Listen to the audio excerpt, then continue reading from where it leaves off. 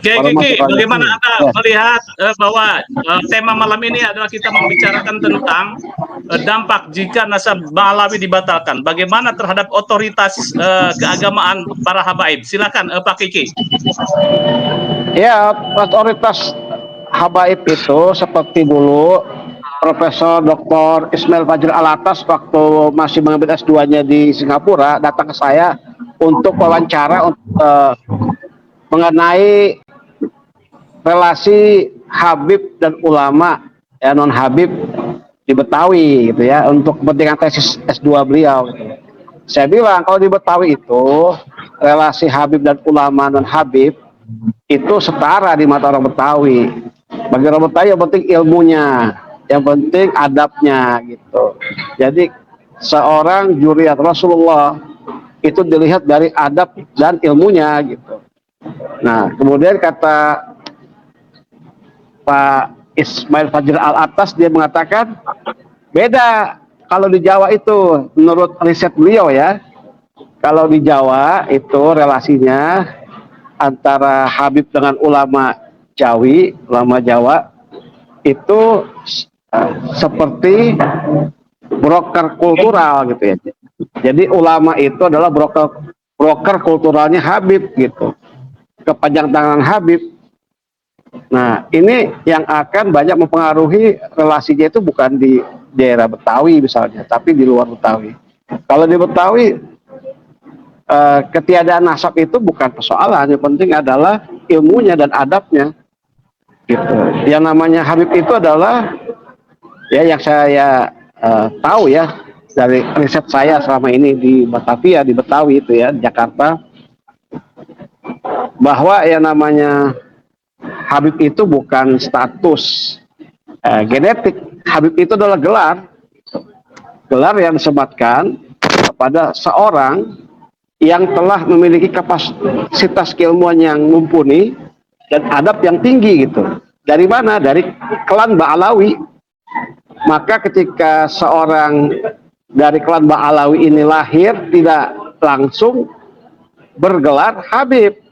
Jadi Habib ini bukan status genetik, bukan. Dia adalah gelar yang disematkan seperti Kiai Haji bagi seorang ahwal non Habib yang memiliki keilmuan yang mumpuni sehingga disematkan gelar Kiai Haji oleh masyarakat atau oleh ulama lain kepada yang bersangkutan. Jadi ketika nanti yang namanya terbukti secara ilmiah kajian dan secara kajian DNA misalnya atau lain-lain bahwa ternyata nasab Habib itu ya dari klan Ba'alawi ini terputus, maka yang tidak terputus adalah keilmuannya, adabnya, sanatnya itu. Maka saya bilang jangan disangkut pautkan urusan nasab dengan sanat, karena sanat itu sangat jelas kontribusi dari klan Ba'alawi ini, dari kalangan Habibnya, ulamanya, itu memiliki pengaruh dan memiliki sejarah sanat itu yang kuat dalam khazanah keislaman, terutama keislaman Ahlus Sunnah wal Jamaah Nahdiyah itu sendiri ya, sejak dulu ya sampai hari ini. Jadi bagi saya melihat bahwa keterputusan nasab ini tidak memutuskan sanad keilmuan para habaib.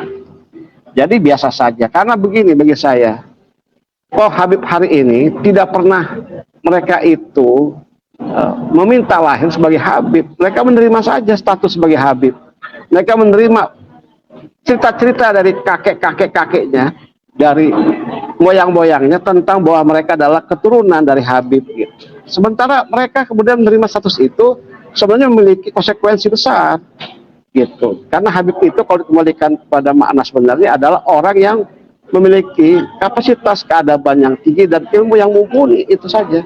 Jadi nggak usah khawatir lah bagi klan Ba'alawi ya, kalau mereka sudah terputus nasabnya, sanatnya masih bisa dipakai dan dihormati orang. Karena itu sebenarnya persoalan nasab ini muncul juga sebenarnya berbarengan dengan defisit intelektual, defisit kealiman di kalangan Habib sendiri hari ini yang saya melihatnya itu ya, intelektualitas mereka itu terlihat dari karya-karya yang divisit hari ini gitu, dibanding dengan zamannya Habib Usman. Ya, Habib Usman itu sampai menyusun kitab 125-an misalnya, zamannya Ali Kuitang, dari karya tulis Habib Ali Bungur, Habib Jindar Ostista juga memiliki karya-karya yang luar biasa ya. Artinya ketika surplus intelektual di kalangan habaib itu menenggelamkan isu nasab. Nah, Habib hari ini karena defisit intelektual, mereka kemudian nggak bisa lagi membanggakan apa gitu. Akhirnya dibanggakan nasabnya. Terlalu berlebihan, akhirnya sudah ditakdirkan juga pada saat ini posisinya terbongkar nasabnya. Andai kata tidak tersambung, yaitu mereka punya konsekuensi gitu atas ketidaksambungan. Bagi saya memang ini yang harus kita lihat, fenomena defisit intelektual di kalangan habaib berbanding lurus dengan persoalan nasab ini gitu.